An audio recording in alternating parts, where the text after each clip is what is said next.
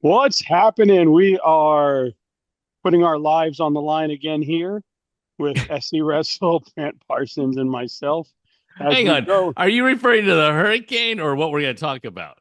Well, what we're going to talk about, because we did what 16 through 25, and we were treading water there, as people um, reached out and were disappointed with some of the things. Now, before we get into this, and I say welcome to Brant and SC Wrestle, this is going to be fun. I'm going to use this moment like a debate. You ask a question and they don't answer the Yeah, first question. yeah, But you said treading water, and I cringed. Just my heart goes out to everybody in Florida. We're recording this the Yes. day before Hurricane Milton is barreling down.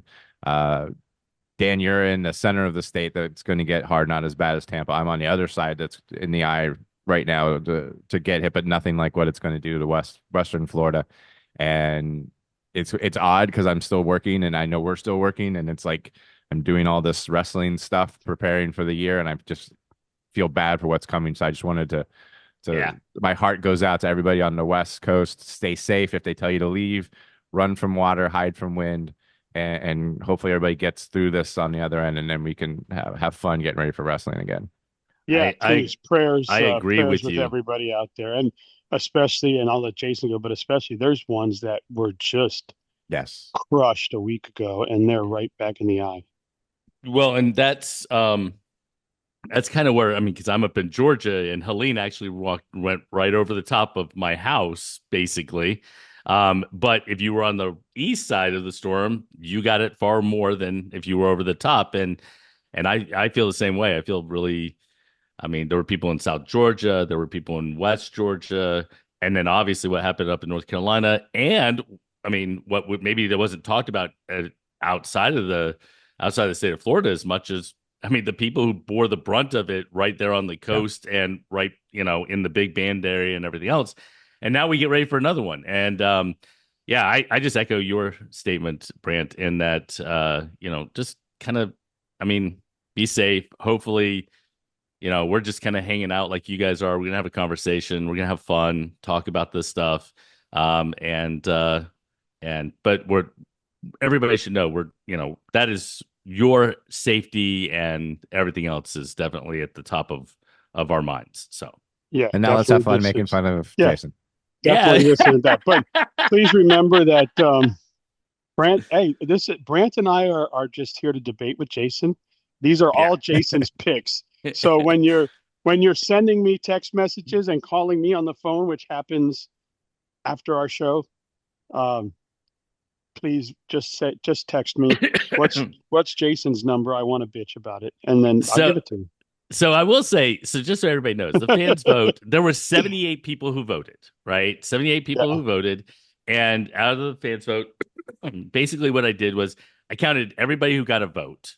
Like whether they voted the person number one or they voted the person number 20. You could vote as far deep as you wanted to and everything else. And I just reversed ordered it and gave them points based upon it. I counted the number of votes they got and the number of points that they got to kind of help if I had a tie to separate them. What's interesting about this is that I think the fans have a tendency to look towards high school a little bit more than I do. I said it in my last show. Mine has a tendency to lean a little bit more on A little bit college. more, Yeah, a lot more. a A lot lot more, more. A lot more. which is And fine. But I think people just need to realize this. You are very because I'm as I've been looking at this, it's very heavy on the college yeah, accomplishments, even yeah, more so than the high school ones. yeah. Well, because for me, I think that that's the next level up. Whether you go to NAIA or D2 or a JUCO or whatever, your ability to go to a collegiate level and prove your work, your ability to do it at that level. And there's a lot of kids who end up at D1s, at NAIAs, a lot of different places, and they just have to find that right place for them. And this actually really, and I feel bad about this, but I just don't know how to compare apples and oranges. Is there are kids who were great high school wrestlers, and that's what they wanted to be. They didn't necessarily weren't worried about collegiate success and everything else, and they kind of, maybe didn't do as well as you would expect, but they're still a phenomenal wrestler. Well, in my book, I mean, mine leans on collegiate wrestling. And Ch- international. Although I will say, I did one email I got, Brant, and I don't know if you know this, but an email I got that says very simply, Greco doesn't count. Wow, that's awesome. But Yeah, a real quick to further that point, all of the five state champs that aren't listed are going to be discussed as your number 25. Today, from 15 to 6, four of the wrestlers we're going to talk about one time high school state champs. Yeah. And so people just need to realize that it's been hard for me because I cheer for these kids when they move on, but my focus is solely from the time you enter varsity to time you leave. But four of the kids we're going to talk about today, one-time state champs because of their success and how they blossomed at the next level. Well, and the truth is, and Dan and I had this conversation, and you're going to agree with this 100%. And that is, if you were to simply do a best high school list, this list looks night and day Completely from different. completely different. It might, I mean, I don't know that I agree with the fans vote because they're also trying to do this thing, right? But this is definitely different. Many of these individuals who are we're about talked about today would not make a best high school list well, in the state of Florida. I think I've spoken to some coaches who have had successful teams over the years since we started this, and their their top 10 based on high school accolades would be different than their top 10 based on what kids in their program did afterwards. So they may have a kid in their program that maybe right now he might have been the 10th or 11th best high school wrestler, but now that he went off to college and he had so much success there, now he made two, three, one. So yeah, it's just two different lists, and maybe we can do an all high school thing at Yeah, some I'll let you point. get But on that. I'm done. I'm done after this one. all right, well, Brand, you want to recap last week's? Last week's show was great. I mean, an effort at time. We probably should jump ahead if you really want to see everything. You can go back and watch the first episode. But just the fans' votes from 25 to 16. Cesar Grajales at 25, Joe Lowe at 24, Jared Prince at 23, Clark Glass 22, Cooper Haas 21, Anthony Artelona 20, Kevin and Kyle Nordstrom together 1918, Obi Blanc and Nick Busakis at 16. That was the fan vote from 25 to 16 that we go into more detail, obviously, in the first episode. Yeah, and mine, and I obviously went into more detail as well. And you already mentioned it. Number 25 for me were all the five timers who don't get mentioned above. 24 was split between Brevin Balmaceda and Joe Cozart. Yes, I understand everybody's consternation as it relates to Brevin Balmaceda. I want you guys all to pay attention to where Brevin ends up on the fans vote. So make sure you pay attention to that as we move forward. 23 was Kendrick Sanders. 22, Nick Soto. 21, Clark Glass. 20, Anthony Artelona. 19, Johnny Lovett. 18 was Malik Hines. 17, Sedarian Perry. And 16, Ivan Lepansky. I'm going to slaughter it. Anyway, Lapachansky. You had to correct me last time. And you're going to look at those two lists and you're going to go, wow, what's going on? Well, we explained it in that first episode. And it really is because collegiate success versus not. And this number 15 in the fans vote is actually somebody who straddles both of those things. Brant? Yeah, we have Tom Crook coming in from Jesuit. Actually had one person rank him number one. He was named on 21 to 78 votes. He's a four-time state champ, two-time NCAA qualifier. Doesn't qualify for your criteria, if I'm not mistaken, because you're waiting to the newer kids. We'll see where they are when you do this again in 5 years. But he wasn't consideration years because he hasn't done enough of. We don't know his complete college career yet, but he's had a correct. Very good start to it. No, you're absolutely right, and the fact that, I mean, you won't hear names that you might hear. Well, you heard Cooper Haas's before, Sawyer Bartelt that you probably will hear. Other individuals who had unbelievably great high school careers. They're not part of my list, and I know that it's cheating by me, but because I lean so heavily on college, and they really haven't had an opportunity to do their college career yet. Tom Crook has. He's a two-time NCAA Division I qualifier. Um, it, I'm waiting to see where they're going to fall. But yeah, it's Yeah, yeah, one of those things. yeah, and I think that's well said because a lot of these guys, yeah, and obviously it, the fans vote. We put out rules and we put out how we are picking, and of course the fans vote picked everything against those. Well, So they well, probably didn't read. They probably said, "Hey, pick 100," and they went through and picked their 100. it's one of those things. I mean, look, I've got all the fans' votes sitting in front of me, and I would love to share them with all of you. I've only given you like a little taste of it, but they're fascinating. Like, I mean, you'll have like five Brandon kids ranked from 1 to 5, Mhm. and then you have five South Day kids ranked from 1 to 5, and you have this, and you're like, well, it's obviously they're voting for who they know, who they cheered right. for, all these different things. I do wonder how much they looked at the accolades or successes of these individuals, Or the voting criteria. or yeah. But but to be fair, it's a I mean, fans vote. You vote how you want to vote. There's there's nothing wrong kids with on that. the yeah, there's kids on the fans vote that don't even have any college career yet, and don't even like they haven't even made it to college yet. But that's my criteria. That's Right. mine. Right. So my number 15 is somebody that I was gonna say someone that I was gonna lead you into this and set yeah, you up. It's someone I don't remember watching. He did wrestle when I first started covering the sport. He's a one-time state champ, yeah. four-time NCAA qualifier, and a one-time All-American at the Citadel. Yeah, so Odie Delaney or Andrew Delaney, right, out of South Walton. Look, he's not making any list as far as the fans remembering him. I mean, you and I covered it. I don't really remember him, but he went on to wrestle at the Citadel. He was a four-time. He was a four-time NCAA Division I qualifier, an All-American. He finished the Citadel with 125 career wins, Wow. 60 of them by fall. I mean, On top of that, he graduated from the Citadel. he did, and he's actually So he is their most celebrated wrestler in their program's history, at least when he was inducted into their Hall of Fame. So it's forgivable that if I hadn't done the research, I don't think that Odie Delaney probably is making my list, right? Yeah. Because it's not somebody who I was remembering, not somebody who I was paying a whole lot of attention to. But man, I don't know how in the world you don't pay attention to that level of success.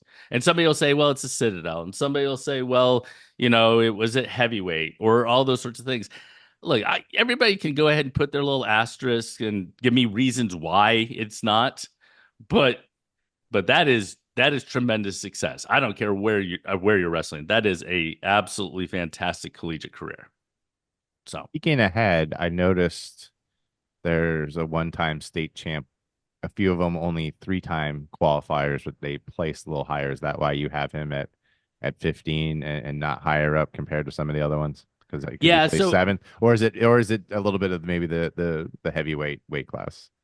no, no, no, no. I think so we'll get to one of the individuals later, and I think that there can be an argument for why he's 15 versus number 10, for example. But I watched number 10 wrestle several times. Right. And there's no doubt that there's a bias that goes into this. There are people that I looked at the list and I said, there's no way in the world that I can't have this person on my list. I've got to Right. figure out a way. So, right or wrong, that is what it is. All right. So, next person on the list. Do you guys remember Kizon Clark? I I was in remember. Detroit. Well, There you yeah, go. yeah. So you remember that? I remember him at the high school level, the year he won, and then obviously what he did in Division 1, but not like doesn't stand out to me like some of these Brandon kids that like you stopped everything to go watch them wrestle. I don't remember him in that sense. Yeah. Yeah. I mean, and the reason I remember him I don't remember him from high school because I wasn't around when he wrestled in high school, but I was there the weekend that he went on his incredible run in Detroit. So Yeah. I was blessed to be there and watch that, and that was awesome. I mean, and to see just all the Florida coaches that were in the stands and it was just so much fun to see that kid do what he did. Well, and he came in, I think, as the 15 seed in the tournament and made a run to the NCAA finals. There are not many individuals who have made the NCAA finals in Division 1 from the state of Florida, and he is one of them. And he shared as far as the fans vote have him at number 14. I have him at number 13. And I'll tell you what, I could get the argument for him being higher. But again, if we go back to high school, if you remember Brant, he was wrestling in high school at the same time as Jared Prince and Fox Baldwin, and they were trying to wrestle so that they could finish up their state finals and then get Yes. on a Well, plane they to were Dapper fly to Dan, and Dapper Dan, yes, they were right? the first two that night. Yeah. Yeah. And, there were other individuals who were wrestling that night, Pat Lugo being one of them, Kazan Clark being one of them, different individuals being in that group. But the focus was on Fox and on Jared Prince and what they were getting ready to go do. And you have him 13, and Peakenhead, the guy you have at number 12, beat him one year in a state final, the one you're talking about. And then the next year, Clark beat John Locksmith, who's another really strong high school wrestler. That's what I remember him from because I was still centrally located on Orlando coverage then. So I remember even more from that because I was watching, talking to Fox on when the other one happened. Yeah, and I know you jumped ahead a little bit to your 13, but 14, Jason has David Craig and Cesar Grajales. So I don't know if you want to keep talking about Kijan where you had him at 13. No, 14 is great. And everybody's going to go, well, that's cheating because you're putting two at the same point, and it is cheating. I think of the two of them as kind of interchangeable because of how dominant they were for Brandon when Brandon was just an absolute juggernaut. I mean, they were unbelievable. I remember them all, but David Craig to me was the one that I was like, oh my God, he was made the one that impressed me the most, left the biggest impression on me was watching him at Brandon.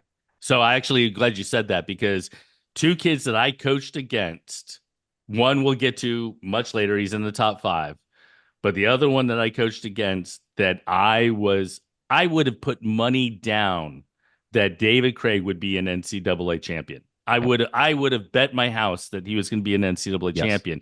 He didn't end up being an NCAA champion. He is one of the two best kids I ever sat in the other corner. And I had a really good wrestler, a really, really talented kid go up against him. And David Craig made him look very pedestrian. And David Craig might have made him look pedestrian when David was in 8th grade. Yeah. I mean, that might have been David's 8th grade year. How did David end up in college? David ended up a three-time Division 1 qualifier. And Cesar Grajales. And Cesar was a 4-time D1 qualifier for Penn, a 4-time state champion. And one of the things I love about Cesar's story is, and I don't know, I'm sure Brant, you know the story, but maybe everybody else doesn't, is Cesar could have been a 5-timer. I don't know if I remember this one. Okay. So he could have been. These are very early in my days. He could have been a 5-timer. It is if you go and look at the record books, it's the only weight class in the history of Florida wrestling where there is no state champion at a weight. And the reason being is Cesar Grajales and I believe his cousin Ivan Enriquez. I think it's Ivan. And guys, don't slaughter me. I'm trying off the top of my head to remember this story. And that is, they decided to double forfeit their state finals match. Wow. Wow.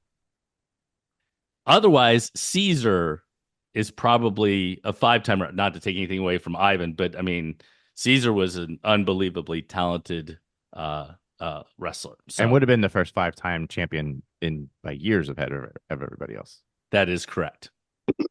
And I'm surprised they didn't try to do something. I'm sure that's still an argument why they didn't just give it to them both.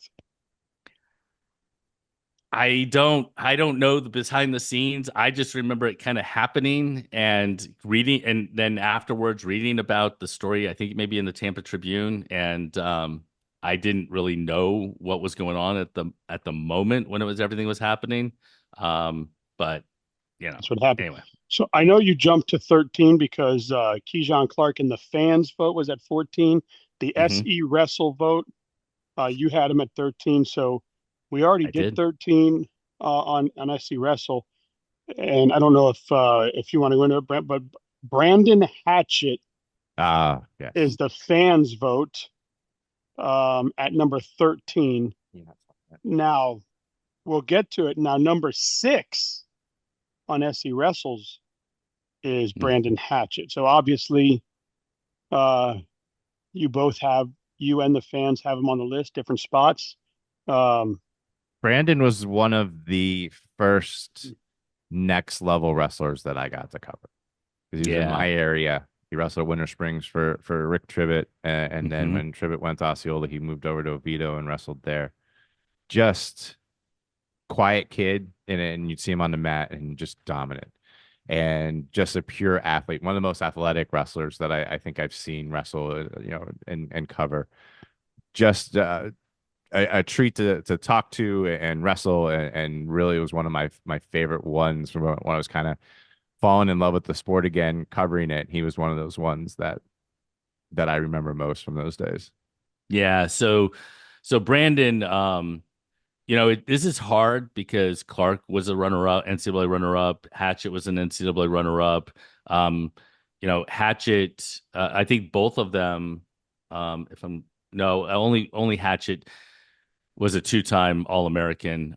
Keith Clark might have been a two-time All-American, but he missed his opportunity because Right. of COVID and so on and so forth.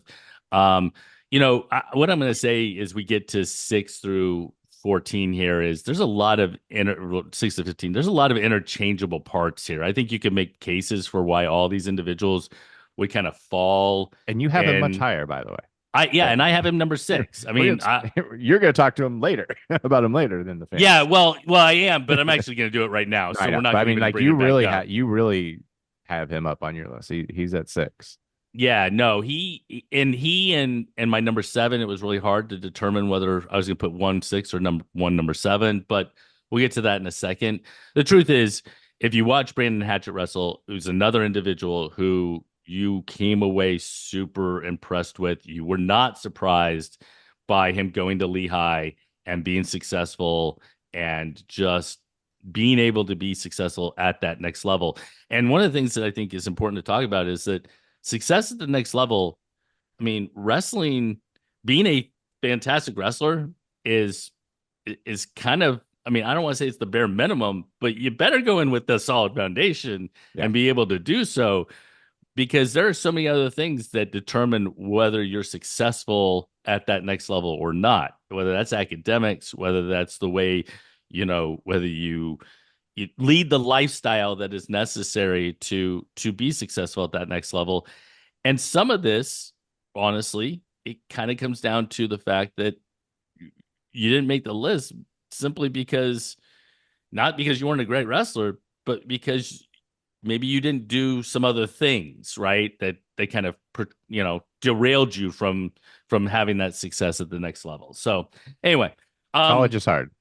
yeah, it is. It is. It is. And you were a collegiate athlete, I Brant. was, and I was not a good collegiate student, so I was only a collegiate athlete for 1 year.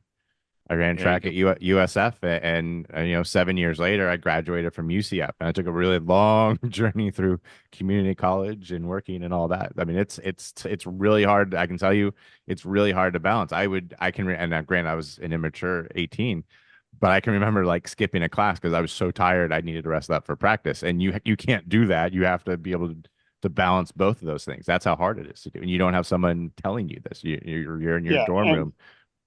yeah, I mean, my son is in college and it's his sophomore year and the freshman year of making the adjustments because high school was easy for him, right? And Mhm. going to college, uh, making the adjustment to have to do them both at a high level is is tough. This year, he's figured it out. He's got the balance down. He's doing okay. But yeah, I mean, talking to these college athletes a lot to do both is tough, and I think that's why a lot of college coaches say the hardest thing for them to do is keep an a wrestler in their room for all 4 years. Yeah, well, actually, I talked to a college coach just recently who we were talking about Georgia's list, and we were having these conversations, and he's like, honestly, if I can get them by year one, if I can Mhm. get year one in the books and get them kind of on a path of figuring things out, then my chances of success of them being successful on the mat, being successful in the classroom, graduating, and everything else goes up exponentially. But that first year is a very difficult time for a lot of college students. It's Yeah. not just athletes; it's college students.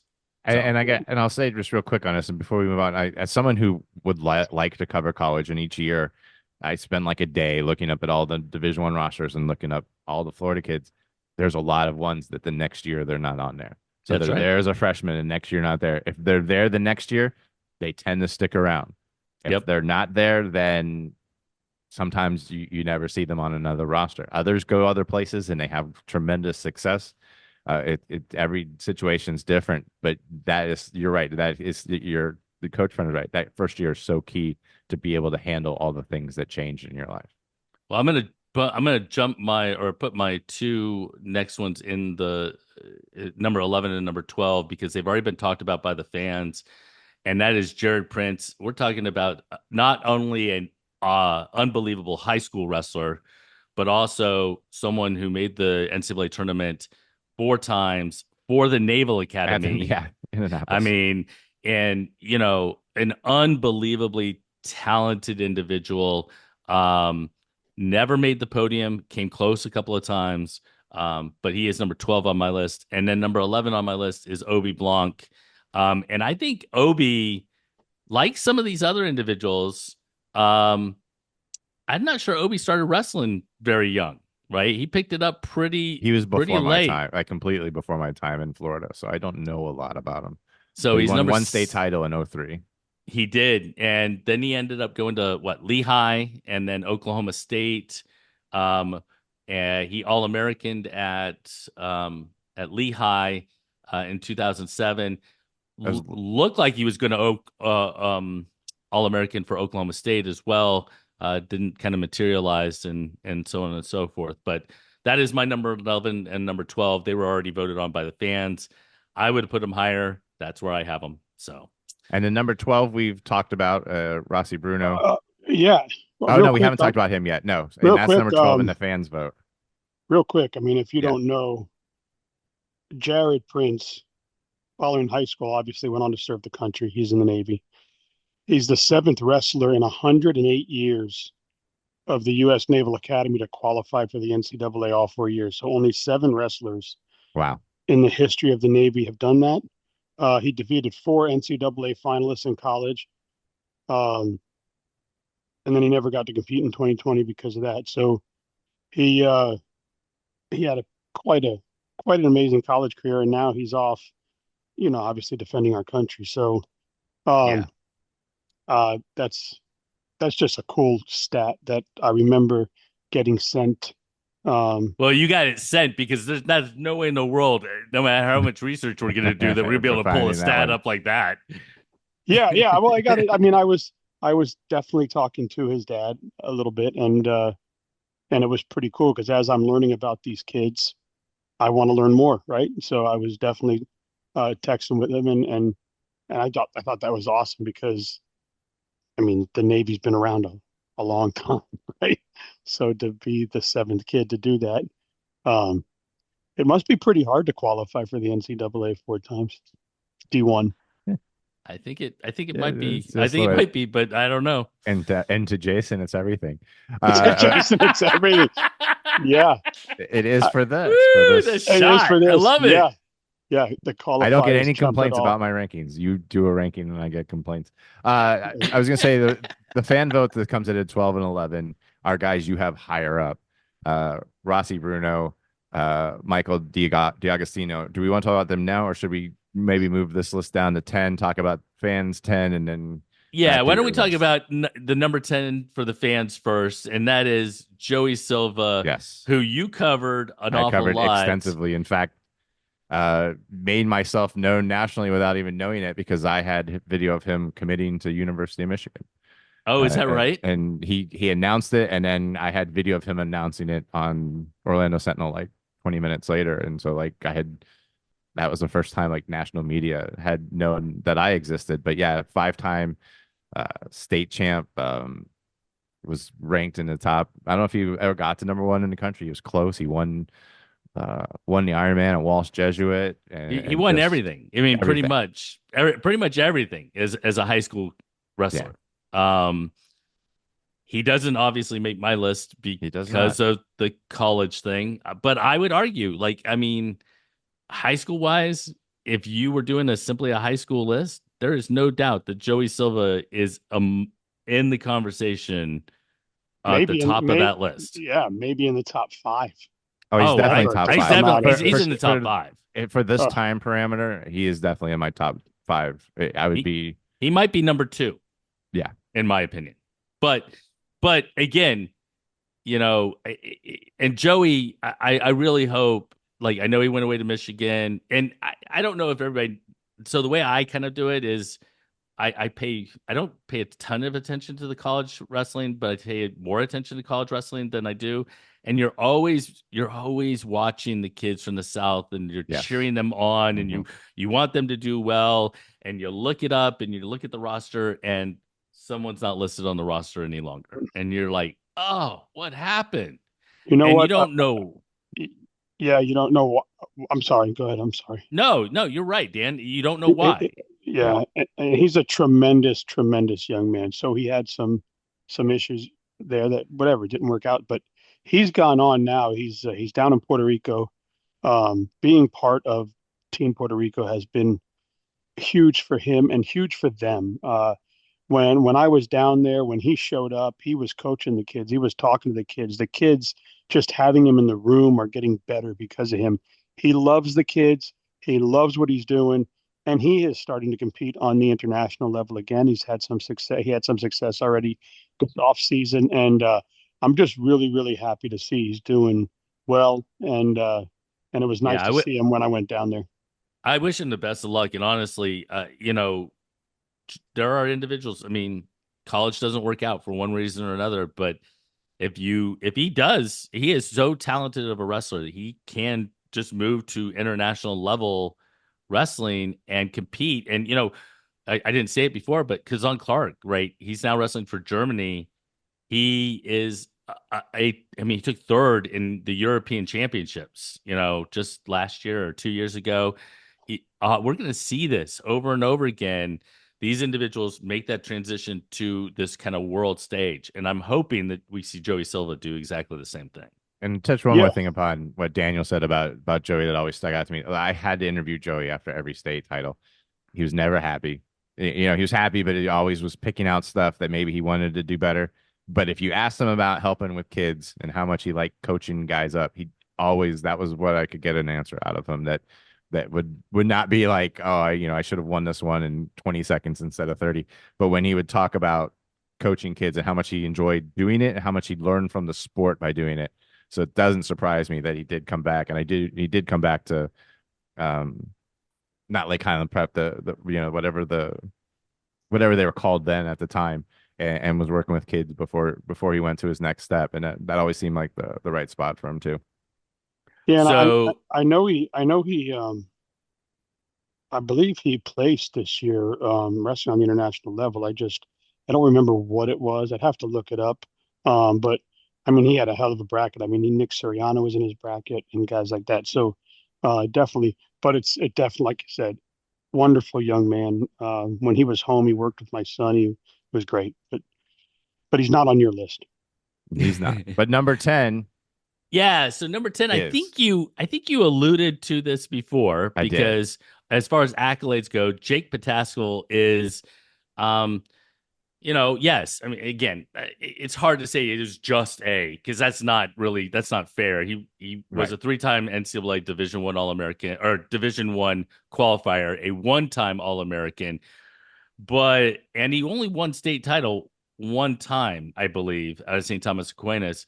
Um, but if you ever watched, so I didn't watch Jake wrestle much in high school, but I watched him a lot in college.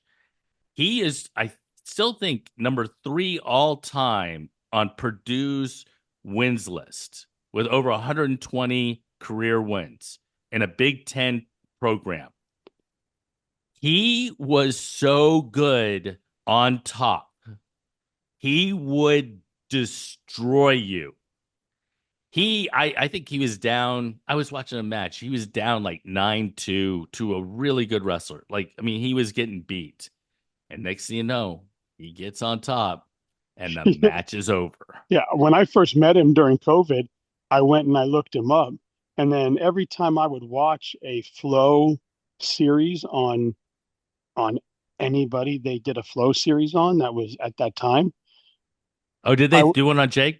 no, but every one they did Oh, it on, the guy in the semis was wrestling Jake and the quarters was wrestling Jake. And this was every time I look, Jake was in the match against the guy that they're doing the flow on. So look, even that was pretty. I mean, that's yeah. From the research I did and talking to him and talking to people about him, he was a bad MFer. he was super tough, and I bet you he's still super tough. I bet you And the young men up at Campbell do not want to do mat wrestling with assistant coach Jake Pataskil. I guarantee that that's and what's probably crazy still the is case. him and Scotty might be two of the best top coaches in the game. Yeah, they're fantastic. I love the fact that you have that connection up to Campbell. All right, so you mentioned Rossi Bruno before. Brant, did Yeah, you yeah. Bruno 9, D'Agostino 8. yeah, so did you watch Rossi Bruno wrestle? I did. I don't know if I saw him in a final because I don't think he was in like where I was covering, but I did watch him. He was very good, like just a dominant guy. Yeah, so five-time state champ, four-time Division One qualifier, one-time All-American. Man, he came close a couple other times, I believe. And I was so happy for him when he like broke through for the University of Michigan and was able to make the podium. Um, he is number 12 by the fans. He's number 9 by me. And the He was first just time all 5-time champ because he won it first that night. And oh ahead yeah. of Clark Glass by a few weight classes. Yeah. But he was, again, a part of that Brandon machine that just produced some outstanding wrestlers. And, you know, for me, obviously it goes back much longer before that crew. But when I was coaching, as I said before, the David Craigs, the Cesar Grajales, those individuals, somebody's not on the list. The Joyce boys, Hmm. they were phenomenal wrestlers.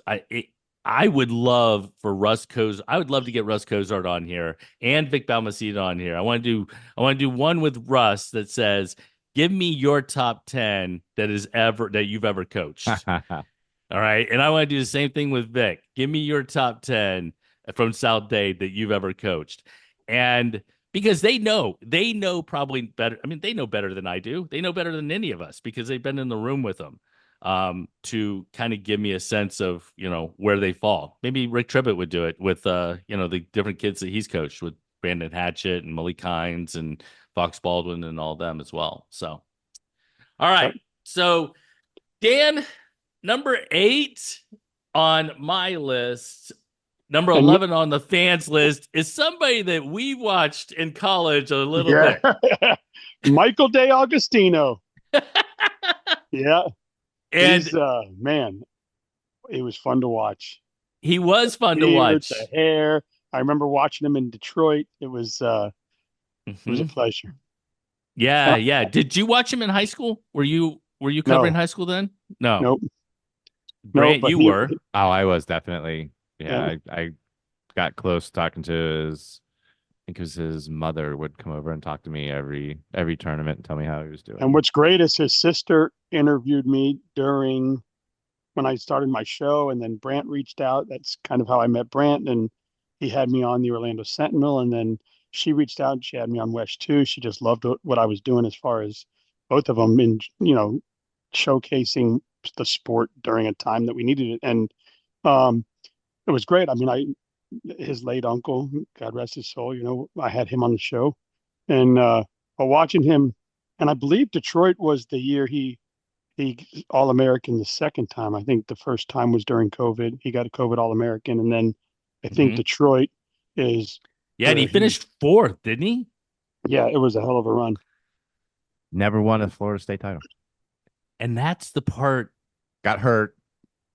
That's the part, Injury though. was in there and some tough draws, but yeah, no, never won a state title. So this Michael D'Agostino is the perfect example. If Yes. you were to do a high school list, Michael D'Agostino's not anywhere close to that list, right? He's not in the top 25. There's no way.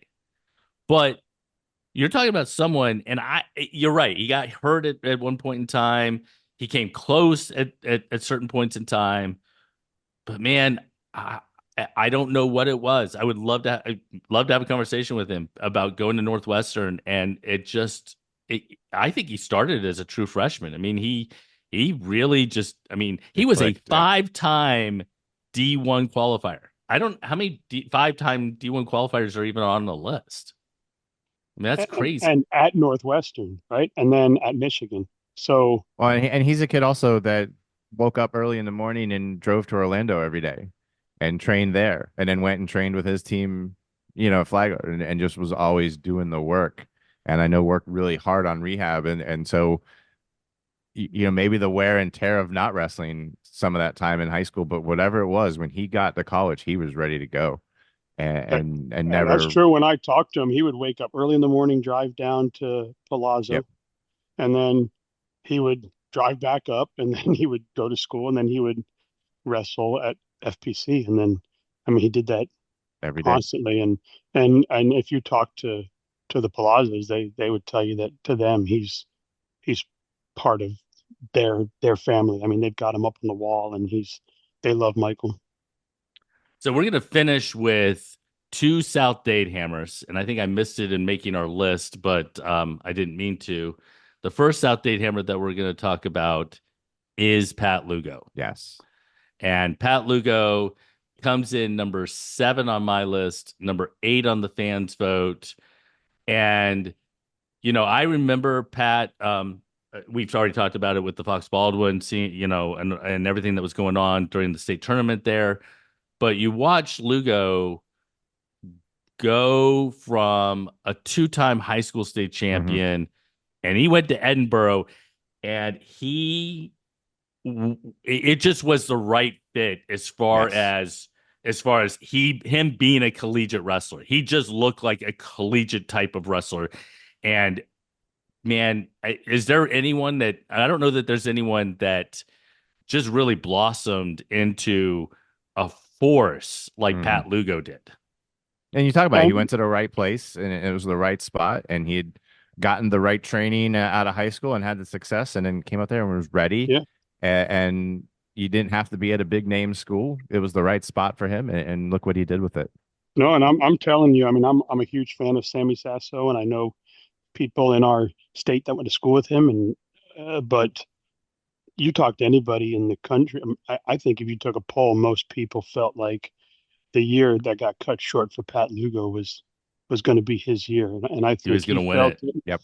I Hmm. think so. I mean, he and Sammy had some really good battles, but I think that year it just felt like it was his, and it got cut short. And unfortunately, he was part of the people trying to arbitrate or whatever you call it for that extra year or get arbitration for that extra year, and they didn't give it to him, and that kind of ended it for him. But um, man, I mean, he won Big Yeah. Ten championships. He won so much in college. That Well, was and unbelievable. Pat is, and I don't know if he's done wrestling or not. I know he's wrestled internationally because at a big international tournament just a year and a half, 2 years ago, he beat Kizon Clark in the finals in France in a very large tournament.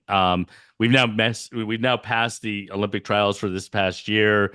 Is he going to really kind of work to get to the next one? I don't know, but I asked him certainly that at a very question. high level. I asked him Mm-hmm. that question when we were talking about his camp, Mm-hmm. and he says to me, at the time when we were talking, he said to me he's done wrestling. That's why he started his club. Um, but he's still a young man, and getting in the club and wrestling with the kids and his friends may change his heart, and he may change his mind. But as of the last time I had a conversation with him going into his camp last year, um, I asked him, are you still wrestling? And he said, no, that's why I started my club. So that's what it looks Mm-hmm. like he's doing. But yeah, I mean, you got, somebody real quick. I know you jumped right to 8-7 with Pat Lugo, but somebody that you have um, in your top five, which we'll see at another time, they've got it number 9 in Scotty Sentis. And I know we I kind of actually jumped have over the fan. two that we're going to talk about next week in that up there. Yeah, the Mm-hmm. fans vote Scotty Sentis. I mean, I was not around for Scotty. I've become friends with him since meeting him during COVID. But from what I understand, he went like 2,000,001 or something in high school. So I remember I actually remember his older brother and his dad really well. Scotty was a little bit younger at the time, and I don't want to break up the next week's show, so I don't Yeah, want that's to jump fine. into it too So much. anyway, they got But him at 9. You're going We're to going have to him talk about there. him next week. We're Right. going to talk about Earl Hall that they have Yeah, 7. We're going to talk the about him Earl next week. Hall is your and there's 3 South Dade kids under the fans vote this week, and I think you're in the process of going through 8, 7, and 6 on the fans vote. well, and number 6, and our last person is Sawyer Bartelt. But Earl It, Hall, what about Earl Hall?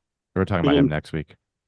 Oh, we're talking about Earl Hall next week because Yes. yeah, because you've got him higher than that. Okay, yeah, which is awesome We'll have because to put a spoiler alert yeah, right Yeah, around spoiler. yeah. Sorry, this minute moment. I'm just sorry. teasing. It's Whoops. okay. I'm just teasing with you. Spoil alert. But anyway, Sawyer Bartelt, go ahead. I know your rankings went crazy with him because you know, like when I talk to some coaches, a lot of people just remember what's happened lately, right? They don't remember what happened in the past. Not that Sawyer Bartelt is, I mean, I think you would agree, probably one of the best high school wrestlers if Oh you just yeah, do high school career, right? absolutely. In fact, I think if you did just high school career, he would be amongst the top 5 that we were having Yeah. that discussion about. And and the truth is, Sawyer sits at number 6 for the fans. I totally understand why he's at number 6. I've already explained why I didn't include him in my Yeah. list. But the truth is, I mean, Sawyer, Sawyer almost made my list simply because he was an age group world team member. I mean, Yeah. that's that level. Now, Greco doesn't count, which I got emailed, right? But the truth is, what he did in Fargo, what he has done on the international stage in age group levels, as well as in high school, he's poised to be the next thing, the next big thing from the state Oh, of Florida at the collegiate level. But we've already talked about it. yeah. That transition to college is difficult. Some kid named Mako might do that too. Oh well, and that's another thing, right? You Just know, won a world should championship. yeah, should Michael Mako be on the list? And that's a great question. Of course, you could say that about some freshmen or Giovanni Solis, or there's a whole host of others. I am waiting personally to kind of see Yeah. what happens. So, it is what So it is. if we're not pushing up daisies 10 years from now, we'll be doing another one, right? So the one question I would have as we wrap up Sawyer Bartelt to Brant would be, Sawyer, Brant, if you were doing that high school list, do you see Sawyer in that top 5? Oh, top 5, yeah. Yeah. I'm really probably him. I'm probably thinking, well, I mean, South Day, there's a few. You'd There have is a Trev, few. you'd have a couple to choose from there. Obviously Fox and Joey in there too. The thing that I liked about Sawyer is, well, one, other than his one mistake in the state final, he never gave up a takedown in 4 years to anybody in Florida. Um, And just like a moment of obviously everything weighing on him in that final. So I mean, that's 4 years of just complete yeah, dominance. He would test himself, and the one that stands out to me is, and South Dade lost it. It was the semifinals of the state duels. They're going against Palmetto Ridge. Palmetto Ridge had a team just built to win that state duels that year, and some of the matchups were great. And he went out and said, "I'll wrestle heavyweight." He went out, pinned the heavyweight from Palmetto Ridge in like 20 seconds. And the guy's got 60 pounds on him, and he just took him down. And it wasn't a scrub on the bench. I mean, this was a good heavyweight for Palmetto Ridge, but he would just test himself, and he'd want to wrestle against heavyweights. And I've heard stories of, trying to figure out if Dad wanted him to wrestle up, or if he wanted the challenge, and he liked to test himself. And it was really, I imagine, really hard for him at times to be so dominant and find ways to test himself, because there was nobody that could compete with him yeah. when he was wrestling there. A Yeah, great story. You mentioned the takedown. A great story is I remember the takedown happens and he ends up not getting taken down again and wins the match, right? But obviously, yeah. um, I'm talking to Vic Bombacita, and Vic says, so his son had just won a state title. Well, they call that match. It's time for that match. Well, he can't be in the corner at the beginning of that match because he has to He's go take a watching it. picture of Yes. his son. So he says to Duck, "All right, you do it. I gotta." Well, he's gone. He comes right back after he takes his picture, and Bartel got taken out right off the whistle, right? And he goes, "Man, Duck, I've been in the corner with you for every one of his matches, and the one time I go to take a picture, he gets taken down." And it was funny the way funny story, and yeah, and I think that kid who was very good and deserved to be in that match against him. Um, I think his Nathan mindset, Adris, yeah. yeah, I think his mindset was, I'm going to blow off the whistle and just try to be the only kid to history. So when he's talking at the bar 20 years from now, Hey, Yeah, I took it that's down. that's I, Sawyer I mean, Barstow. yeah, I'm the only that's person taken down. I'm the only kid that took him down. And then they're going to go, so what I happened mean, next? He goes, isn't the guy well, that beat Gable famous? yeah. Because Well, of and, one and win. Larry Owens. Yeah. yeah, and they'll ask him. They'll be like, "Yeah, I'm the only one who took down Sawyer Bartell in high school." Blah. And they'll be like, "Oh, what happened next?"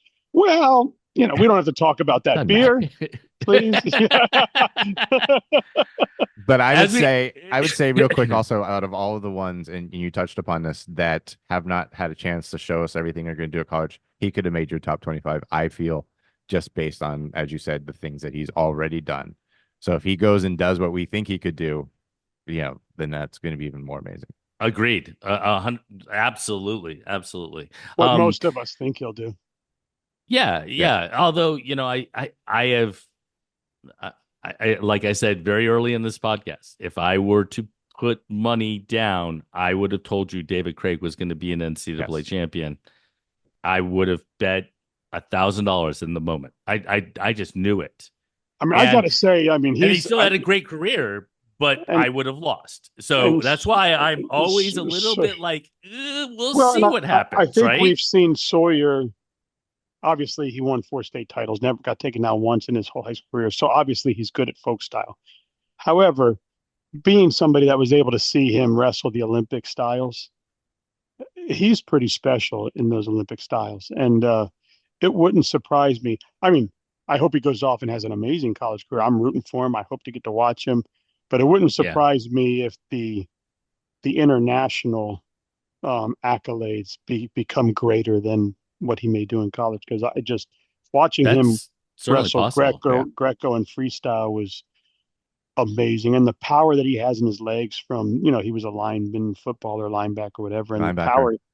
the power he has in his legs and how low he gets and the force that he drives through with, it was just with freestyle and Greco, it just works so well. So as we finish I'm going to go back to the point that I made at the very beginning of the last show, and I'm going to say it again at in our last show coming up, and that is, um, if you're from Florida, man, you should be very proud of how deep and talented the wrestling has been from 2000 to 2024. I think if you looked at the 25 years previous, it is night and day. There were some Yes. talented wrestlers from 1975 to 2000, but it isn't anywhere close Yeah.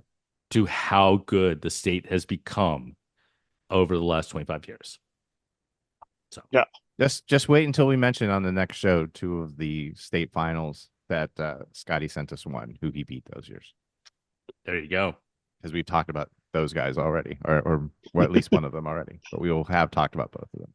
Yeah, All I right. mean, I heard I heard he was damn good. So I think the finish, one, thanks for everybody for listening. 2, be safe, Stay right? safe. Yes. Yeah, that's you're probably going to watch this after it occurs, and we're just Right. hoping that everything goes smoothly and everybody is safe and everything else.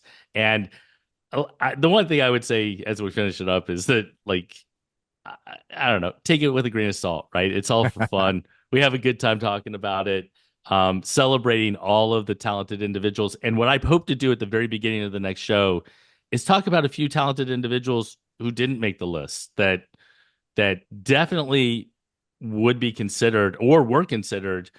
And I think that, you know, in a different era, maybe they make that list. And I just want to really quick, just to recap: fans vote from Man, from there's some PTSD going on right there.